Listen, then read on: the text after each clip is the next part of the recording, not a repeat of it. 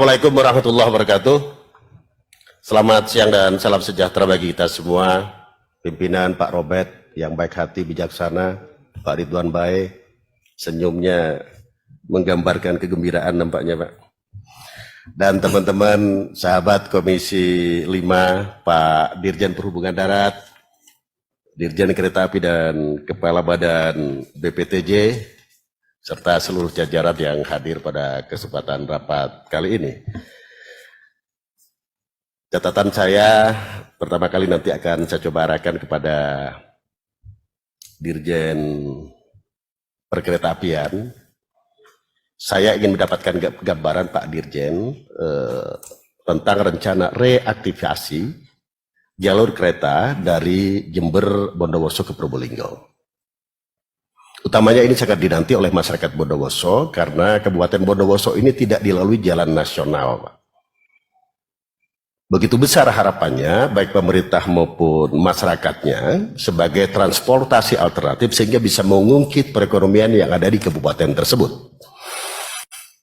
Tempoh hari saya pernah mendapatkan penjelasan atau kira-kira di 2024 atau 2025. Nah, kalau ini terus diolor-olor, Pak, kasihan masyarakat di sana. Jadi Bondowoso juga merupakan bagian dari Indonesia yang tentu butuh sentuhan. Ini hanya soal political will saja kalau menurut saya. Nah, kaitannya dengan realisasi penyerapan anggaran di tahun 2022, tentu saya apresiasi karena melampaui prognosa sebesar 98,51 dan melebihi realisasi dari tahun 2021 sebesar 96,7. Akan tetapi besarnya serapan ini tidak diimbangi dengan kualitas infrastruktur dan pelayanan. Karena di sana sini masih kita banyak mendapat kecelakaan, utamanya kita dengar barangkali ada masyarakat yang jatuh di sela-sela ketika mau memasuki rel kereta api. Yang kedua, banyaknya perlintasan-perlintasan yang masih juga menyebabkan kecelakaan di sana sini. Saya ambil contoh di dapil saya, Pak, di Kabupaten Banyuwangi, namanya perlintasan Desa Tambong. Memang saat itu sudah diperbaiki melalui padat karya sehingga rel keretanya itu agak tinggi. Nah, sementara Desa Tambongnya itu adalah desa wisata di mana UMKM di situ tumbuh. Nah, karena ditinggikan, maka bis-bis wisatawan yang datang ke Banyuwangi tidak bisa lagi memasuki Desa Tambong. Nah, sebenarnya apabila relnya ditinggikan, seharusnya kiri kanannya juga badan jalannya juga harus diikut sertakan sehingga tidak mengganggu jalannya orang atau wisatawan yang mau menuju Desa Tambong. Berikutnya, kaitannya dengan PNBP yang teman-teman juga tadi menyoroti dengan tajam hanya 32%. Nah, sementara animo masyarakat terhadap kereta api kan sekarang sudah besar ini, Pak. Dan menjadi tanda tanya bagi kita. Target 1 triliun di tahun 2022 hanya terrealisasi 32%. Di mana kesalahannya ini? Apakah faktor teknis kah? Atau faktor regulasikah? Dan ini menjadi tanggung jawab Pak Dirjen saya kira nih. Ya itu. Juga yang rencananya nanti di tahun 2023, jadi kita minta pencatatan secara akuntansi dapat dipertanggungjawabkan secara transparan dan akuntabel. Berikutnya dengan Direktorat Jenderal Perhubungan Darat, sebagaimana kita pernah diskusikan bersama dan juga di ruangan rapat yang berbahagia ini, bahwa target kita di 2023 akan menerapkan zero odol. Sejauh mana kesiapannya nih kira-kira, Pak? Secara infrastruktur, koordinasi dengan instansi terkait, kan? Beberapa stakeholder yang terlibat, penegakan hukumnya. Karena saya melihat kasihan, Pak, bagi masyarakat yang punya transportasi yang dengan kesadaran dirinya sudah memotong alat transportasinya itu. Mungkin Bapak juga pernah dengar di Banyuwangi sekian ratus dump truck Pak dipotong dengan kesadarannya, akan tetapi di sisi lain masih dilakukan pembiaran. Mereka hari ini merasa ada ketidakadilan.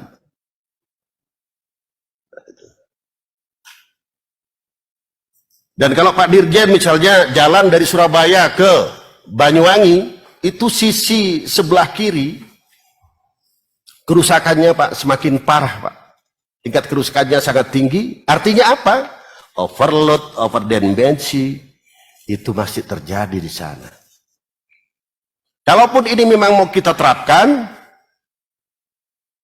maka sekali lagi harapan saya adalah kesiapan infrastruktur, koordinasi antar instansi terkait, penegakan maupun barangkali bisa dimungkinkan ada subsidi khusus bagi mereka yang punya armada untuk kita lakukan pemotongan secara massal. Banyak Pak yang mereka punya armada itu siap dilakukan pemotongan dengan catatan bahwa tidak ada lagi juga vendor-vendor mengeluarkan mobil-mobil truk dengan sasis yang panjang, karena mobil-mobil yang tahun lama tidak mungkin bisa menyaingi. Yang berikutnya apresiasi juga terhadap serapan atau realisasi terhadap serapan anggaran yang 98,5, walaupun ini lebih kecil dari tahun sebelumnya. Kan tetapi kalau kita lihat struktur dari serapan, yang paling kecil sumbernya dari PHLN.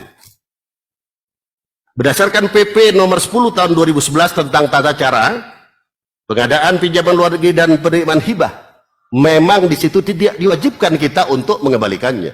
Akan tetapi secara moral, saya kira ini harus bisa kita pertanggungjawabkan secara transparan, akuntabel. Yang berikutnya juga supaya kita ketergantungan terhadap APBN murni ini tidak terlalu besar Pak, karena kita adanya hibah tersebut.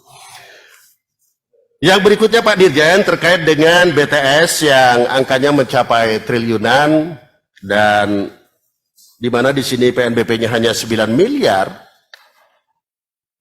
mungkin perlu sebuah terobosan baru Pak, kaitannya dengan promosi, ya, kaitannya dengan pengaturan jalur atau rute supaya masyarakat berlomba-lomba untuk menggunakan transportasi publik ini. Itu catatan saya untuk Dirjen Perhubungan Darat. Selanjutnya untuk Bapak Kepala Badan BPTJ, ini luar biasa memang. Jadi dari seluruh eselon 1 yang ada di Kementerian Perhubungan, serapannya paling tertinggi Pak, 98,98%. Aplaus untuk Bapak Kepala BPTJ. Akan tetapi yang menjadi problem di kita hari ini adalah bagaimana Bapak bisa mengintegrasikan ini Pak, transportasi antar moda yang ada di Jakarta. Seperti itu. Nah sementara kita lihat sekarang di Jakarta, Pak Ridwan, mohon maaf Pak Ridwan, agak sedikit semangat kita ini. Sementara banyak terminal yang tidak difungsikan Pak. Tumpukan-tumpukan pengguna jalan hari ini di stasiun-stasiun ya, yang saya kira ini harus segera diurai, dan bagaimana kolaborasi atau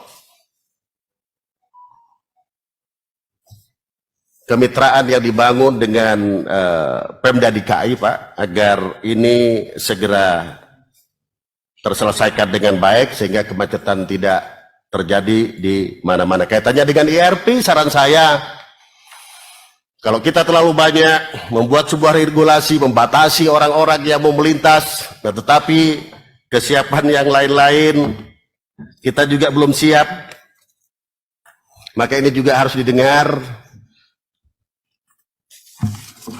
Aspirasi-aspirasi yang dari masyarakat, memang besar peranan dari BPTJ dalam hal menentukan terselenggaranya pelaksanaan atau penerapan ERP yang ada di Jabodetabek. Saya kira begitu pimpinan. Assalamualaikum warahmatullahi wabarakatuh.